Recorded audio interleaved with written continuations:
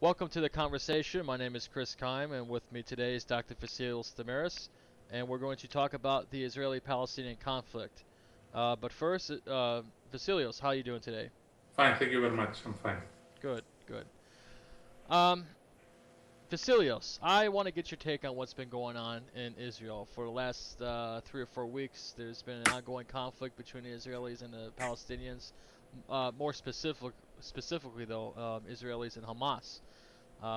This really all started with the discovery of the deaths of 3 Israeli teenagers, uh, which had prompted a retaliatory um, assault and murder of a Palestinian boy, which caused mass protesting in the West Bank and Israel, and it kind of evolved or devolved, how you want to look at it, into the conflict that we see today with Hamas launching rockets into Israel, Israel responding with airstrikes and precision strikes, and the threat of a ground war. Israel had just had agreed to a ceasefire that was proposed by the Egyptian government, but that was rejected by Hamas and had continued launching rockets into Israel, and Israel deciding to break the ceasefire because of that action. And this is kind of the long and short of the situation that's going on in Israel. But I wanted to get your reaction to what's going on and just kind of offer your 2 cents into the situation. Yes, well, on July 8th, Israel executed Operation Protective Edge, that is similar to the operation that happened in November 2012, Operation Pillar of Defense, to identify, seek, and destroy terrorist cells on the Gaza Strip. In a way, it's like a deja vu situation. We had, as you said, we had the kidnapping and the killing of the Israeli youth, and now Israel respond to that. Obviously, you have the international community, mainly United States and the representative of the European Union, the former Prime Minister Tony Blair. They try to negotiate a ceasefire and also to restart the diplomatic talks. But again, it's a convoluted situation. Even if you have a ceasefire, I don't know how soon they will have a ceasefire. Even if Egypt steps in with a new president, I don't think so we'll have any breakthroughs. Well, it's interesting because this is nothing new.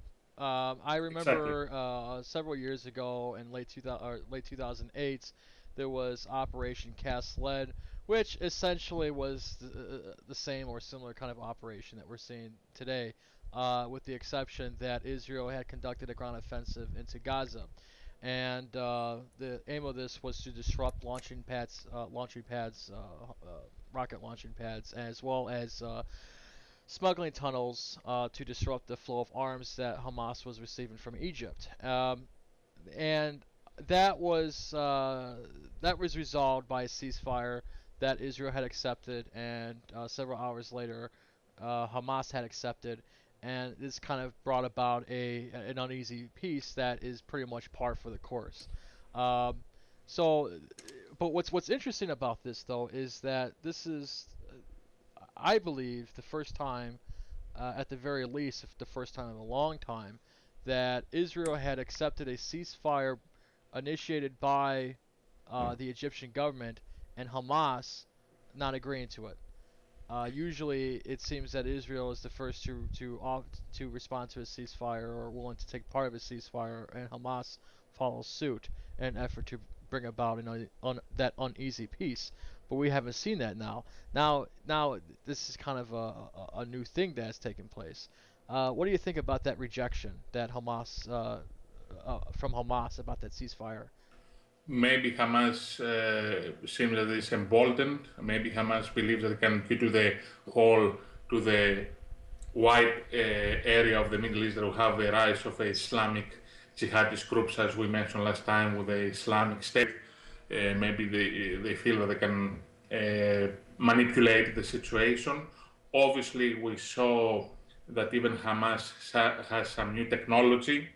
Israel said that he shut down unmanned vehicle coming from Hamas. They Also, we did. see They shot down a drone. Yes. a drone that we see that, yes, Israel has one of the best militaries on qualitative and quantitative numbers, but we see also Hamas that also has some new kind of technology.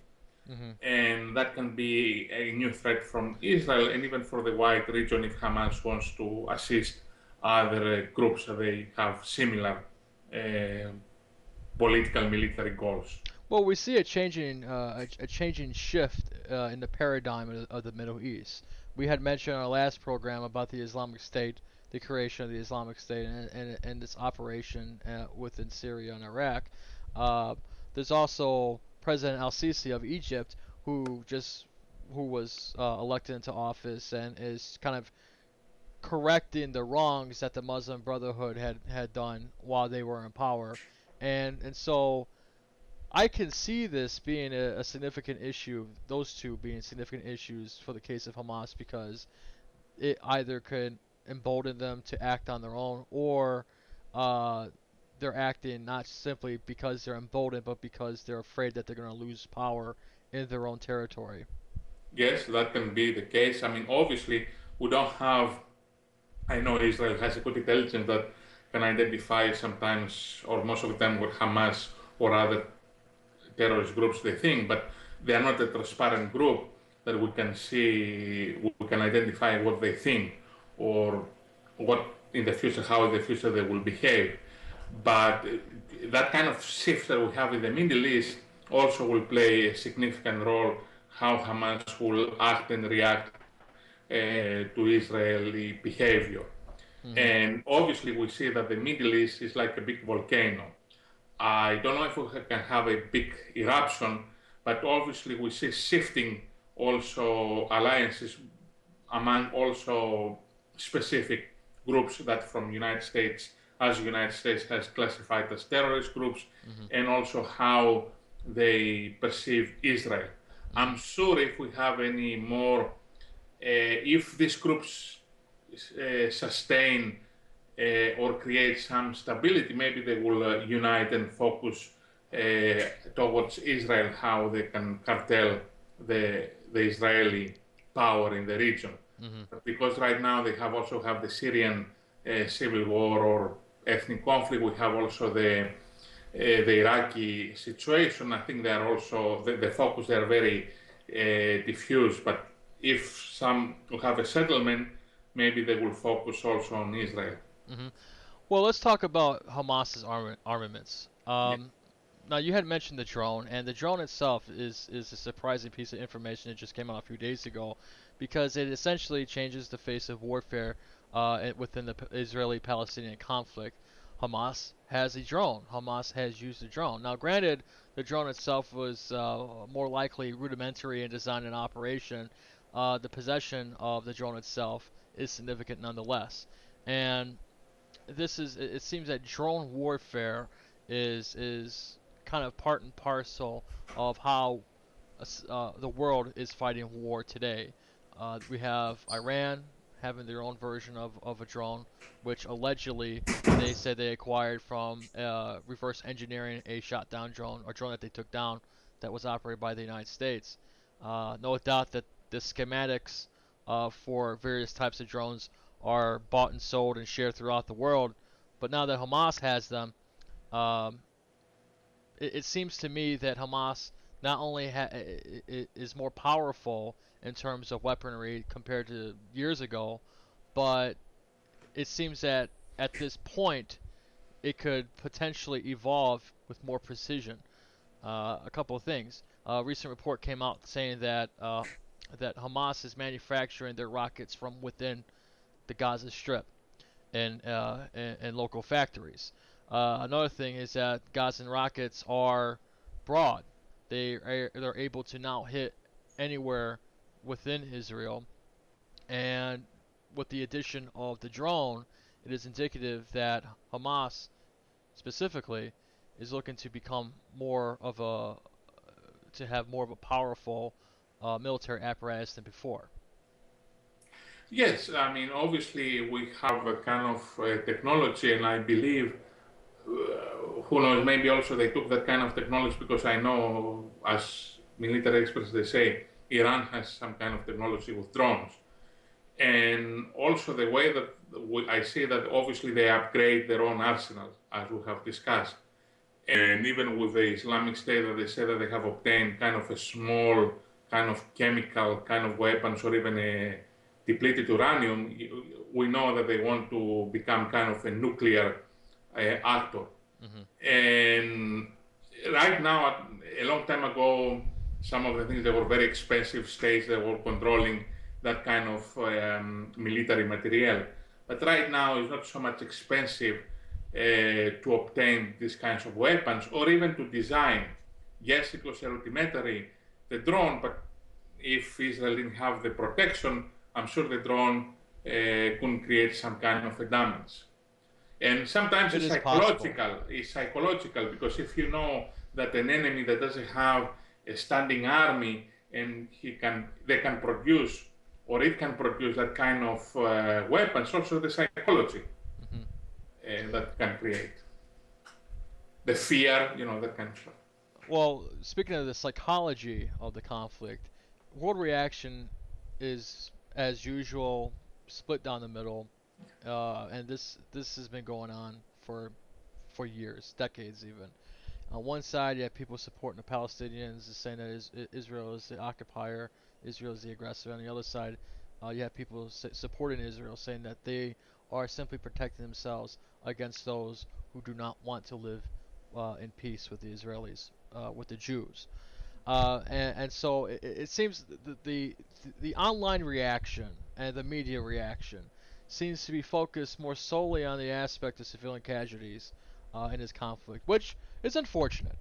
But you also have to understand that, to me, I feel that it's kind of a red herring, if you will. It takes away from the focus of the actual significance of the conflict itself that we're seeing today, and that the promoting of civilian casualties, uh, broadcast of civilian casualties, it takes away from that significance, and that no one discusses really the whole aspect of Hamas having drones, increased weaponry, more accurate, more devastating weaponry, and the potential for an Israeli ground assault on Gaza. But if you look at Gaza itself, the the the land is only about 5 miles long and about 30 miles, or excuse me, 5 miles wide and 30 miles long. So in about 75 to 80% of that land, I would say, is urbanized. And so when you have a conflict like this, of course there are going to be civilian casualties. Much of all of Israel, including West Bank and Gaza Strip, is urbanized land. And so when you're dealing with rockets, when you're dealing with airstrikes, there is going to be collateral damage. But Hamas is also using civilians as human shields in effort to launch rockets from civilian centers because they cannot operate out in the fields in the open. And so I think that is propaganda itself that also plays into the psychological aspect of kind of winning the hearts and minds, whether you're an Israeli supporter or a Palestinian supporter. But I think that from a psychological aspect, that's significant in itself. Yes, it is, because we know even from the Vietnam War that you can win the battles, you can win wars, but if you lose that public media or public image, it appears that even you lost the war. And Hamas plays very well that kind of how portray the drama of the Palestinian people. Well, let's talk Yes, about that. Let's talk about that. How has Hamas been playing the PR war, and on the other end of it, how has Israel been playing the PR war? well, Hamas obviously portrays that they are the weak, they don't have the military material as Israel. It shows that they are a weak, defenseless people, and Israel use heavy weapons to fight and destroy terrorists. Interesting enough, yesterday, author who, the way that he was talking was more pro-Palestinian, he was saying, oh, even Israel put his military installations in among civilian neighborhoods. But we know that when Hamas target Israel, they target civilians by itself, they target civilians in Israel, but they want to indicate that the situation sometimes is equal or even Israel plays a dirty game. But they want to portray that, look, Israel has aeroplanes, ships, missiles, so on and so forth. What Hamas does, what Palestinians do. They don't have a standing army. They don't have missiles. They don't have boats. But again, as sometimes when I explain, when I'm teaching, asymmetrical warfare doesn't indicate that you need to have a standing army, that Right. you need to have a missiles. You can do a great damage even if you don't have these kinds of elements. Exactly. And so Hamas is able to posture itself as the victim because they do not have a conventional army. They do Yes, not have the tanks or the planes or really the ships that Israel has. But yes, what Hamas what they do have are thousands and thousands and thousands of rockets of various designs with the range that is capable to hit all of Israel. They do have a very supportive regime and a populace that is fervently anti-Israel, anti-Jewish, and they also have their faith. yes, And faith plays a large role, I believe, in the support and operations of Hamas or really any group when it comes to warfare. yes. Yeah, I agree. Yes, and I think in the future that kind of relationship we would see more the asymmetrical warfare. Also, asymmetrical warfare is based on attrition. As we said before, it's like a deja vu. We have similar operations that repeat, repeat, repeat, repeat, because even in the Arab world, they don't believe on time periods as we believe, as the Israeli believe, or the Western world, or the developed world believes, but they have all the time that they can create a kind of a condition that they believe that eventually even the Israeli will get tired, or even the international community will get tired. In Mhm. Europe, we see that. I mean, there we maybe can have another program how the Europeans they have changed also the perception about fighting conflicts. Mhm. Due to NATO, due to the United States that took all the burden defending Europe, all the Europeans have become very relaxed on that kind of situations, Mhm. and that is the mentality that they portray right now or project. And on the rest, I mean, obviously, Russia has shown her own interest, how they view the conflict, how they want to manipulate. Mhm. Interesting enough, we had recently the BRICS summit, and all these countries, Brazil, Russia, India, China, and South Africa, they speak about economy. And it's interesting how they view that they want to change the global environment that the United States has created. But they don't bring the idea of stability. You cannot have economic prosperity if you don't have security.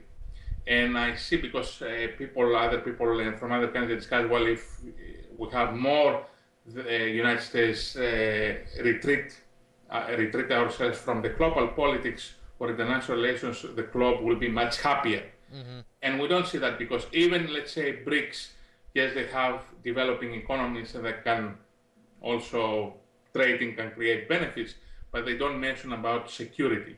Right. And right now we have a chaotic situation, mainly in the Middle East, even in Asia, but now we focus on the Middle East, that can create serious problems. And when you have these kinds of chaotic situations, economic prosperity never happens. Right. Well, Hamas, there's a report that just came out right now saying that Hamas is willing to offer a 10-year ceasefire with Israel in exchange for the release of Palestinian prisoners, the Gaza border crossings to be Yeah. open, and the uplifting of a naval blockade. Do you think that that is something that Israel will accept in exchange for a 10-year ceasefire? And do you think that the ceasefire itself will be effective? I don't know if Israel will accept all these demands. Hmm. Even if that ceasefire, even let's say eventually they agree on some points, I don't think so will be for a 10-year ceasefire. I mean, something else will happen that they will break it. I mean, this in order to have a permanent peace is how even on the Palestinian side or the Hamas side, how to change their mentality, how they see Israel, and how they see themselves playing in the international community. That takes decades, that takes education, takes time. Still, educate their people how Israel is the devil in the United States. I mean, that takes time to change. And I don't think, And this is the same situation that Israel and Palestine has found itself in yes, numerous times in the past, yes, and the route that it keeps going, it will continue to find themselves in the yes, same path. Now, of course, with the rejection of the ceasefire just a few days ago by Hamas, it seems that Israel is more committed in taking on Hamas and to quote destroy their infrastructure. Uh, just within the last day or two, Israel has dropped about they have warned about 100,000 Palestinians in the Gaza Strip to leave their homes. They were dropping leaflets yes, all over Gaza, which is nothing new. But it seems to be indicative of a potential ground assault to occur in yes. Gaza Strip. Do you think that that is possible? And do if so, if it does happen, how effective do you think that's going to be? I think they prepare to do that, can be effective for the short term, but again, for a long term, you can have that both Hamas and the Palestinians can replenish the with a new irregulars or guerrillas, whatever you want to call it. But I mean, on the short term, can be effective. But again, when Israel will withdraw, we'll have a time period that they can be replenished their losses, and we can have again the similar situation. Now that may seem risky because of the recent developments that are taking place elsewhere. You have the continued civil war in Syria. You have the Islamic State in eastern Syria and northern Iraq. You have a new Egyptian government that is relatively sympathetic to Israel. Yes, Certainly more sympathetic to the Muslim Brotherhood. yes, Uh, you have unrest that is occurring in several parts of the region, of varying degrees. It seems though that Israel is, I don't want to say nervous, but certainly concerned about the developments that are taking place. And it seems to me that the conflict between Israel and Hamas is an effort to establish solid control over the territories so that they can focus on more of the external threats that that threaten the country, that threaten Israel. yeah, exactly. And not only we mentioned Egypt and the other countries in the closer vicinity, but also Turkey, that for a while had a relationship with Israel. Turkey is also a NATO country. Now is very anti-Israeli. I mean, and there also have another danger that if Turkey becomes more Islamic, that will be detrimental for the American interest, for Europe, for NATO, and even for the region. Hmm. And that is another kind of potential headache because Erdogan tries to become a monolithic leader in Turkey. I don't believe that Turkey poses an extreme threat to Israel. They certainly pose a threat with the kind of Islamist type government that Turkey has, and uh, I can already see the headlines in the event that if there was ever a conflict between Israel and Turkey, the whole world, especially the anti-Israeli types, would certainly say, "Oh, Israel just attacked a NATO member. Now have all of NATO go and go fight Israel," and that's not going to happen. No, I It's don't just, say to fight. but I can already kind of see how that will play out in Yes, the media. But I don't believe that Turkey poses the threat to Israel compared to other countries like the Islamic State, Syria, uh, uh, the Gaza Strip, really Hamas, uh, oh, I and agree. others. Even the Saudis are willing to work with the Israelis and Yes, understand that Israel has maintains a balance of power in the region, and the balance of power is something that you and I have been talking about several times in our broadcasts. yes. Oh, no, I don't say that they will have an open warfare between Israel and Turkey, but they said some reports that I read recently that even Erdogan or some people from the Erdogan circle help even some on the ISIS not to become anti-Western to hit the United States. No, no, But no. again, I'm being I'm digressing. I'm being yeah, I facetious. mean, I don't say that will happen open, but again, as both we indicated, the Middle East going to, in a way, to uncharted territories, Hmm. because the conflict, instead of having stability and peace, will have more strife, civil, ethnic, sectarian, and that also brings the whole region. And as Dr. Kaplan says, geography matters. You have a conflict in Syria that spills over in Iraq, in Lebanon, or something that happens in Libya can have effects in Tunisia, Egypt, so on and so forth. Absolutely. And even with Egypt, yes, the new government or the new president managed was successful to suppress the Muslim Brotherhood, but the Muslim Brotherhood is still there. Right. And even there, we don't know what will happen in the future. Now the Muslim Brotherhood will have to go back to the shadows and operate in secrecy that Yes, they've been doing for decades, which could be perhaps more dangerous in that regards than they were back when they were out publicly and really running a country. yes, But that's another topic in yes, itself. But you are right, and I agree. And I think that with regards to Israel, the geographical threat uh, that Israel faces is significant to the point to where war may have to be necessary in effort to establish solid control over their territories. yes, And if that means a ground operation in the Gaza Strip in an effort to eradicate Hamas, uh, even if to the degree of a reoccupation, of a total reoccupation of the Gaza Strip, then it may have to come to that. But as of yes, right now, I don't really see this conflict going anywhere. If there is a ceasefire, it certainly is going to be temporary, and I think yes, that this is just something that we've been seeing for decades. I have heard one last thing though. I have heard rumors, at least from the local population within the Palestinian territories, that this could lead to a third intifada. yes. Uh, what do you think Could be. about that? Could be that happen. I mean, if they have the material and the personnel that they can protract that kind of a conflict, yes, can lead to a third intifada because the Palestinians and Hamas, they like that kind of approach.